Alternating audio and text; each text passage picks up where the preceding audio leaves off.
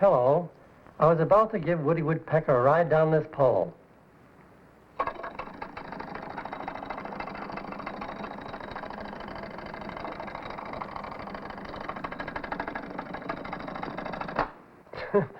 Now I know it isn't everyone that has a woodpecker in the family. So I imagine you'd all like to know how life began for our backwoods Barrymore. Oh, boss, not that again. What I'm about to tell you is actually a true story. At the time it happened, I had a cottage in Sherwood Forest, which is just a short distance from Hollywood. One morning about 5, I heard a frantic knocking. I couldn't imagine who'd be calling on us at that hour.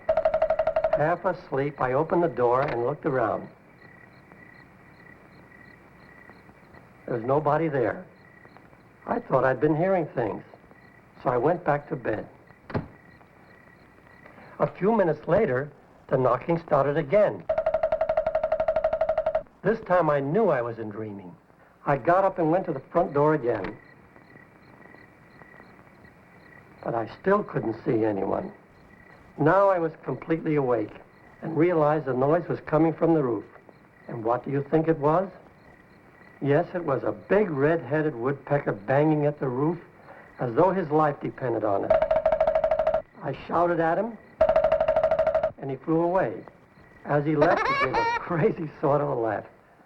He not only awakened my wife and me with his early morning serenade, but he was ruining my roof. And do you know why he was doing it? He was drilling hundreds of holes as a storage place for his winter supply of hazelnuts. Here are a few I found.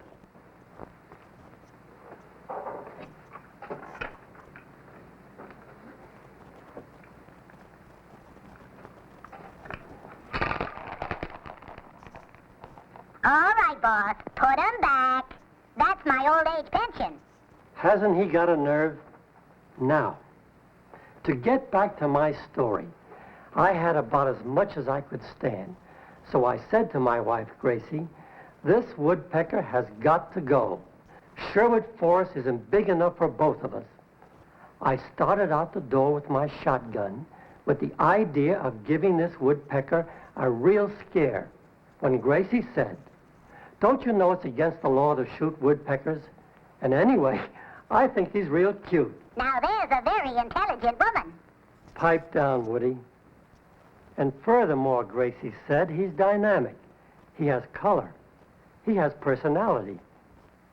And you know you've been talking about a new character for your cartoons. How about a woodpecker? This sounded like a wonderful idea. So I immediately drew a few sketches of woodpeckers. I'd like to show you what my first impressions were. As you can see, there was quite a problem deciding just how Woody should look. I showed the drawings to some of the artists at my studio. They all felt that a wacky woodpecker would make a good character. So we made hundreds of drawings of woodpeckers. They were all sizes and shapes. This one had a long needle nose.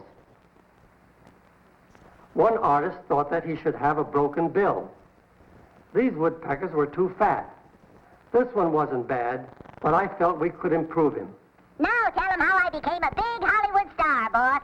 Later, Woody, later. Right now, let's get on with the show.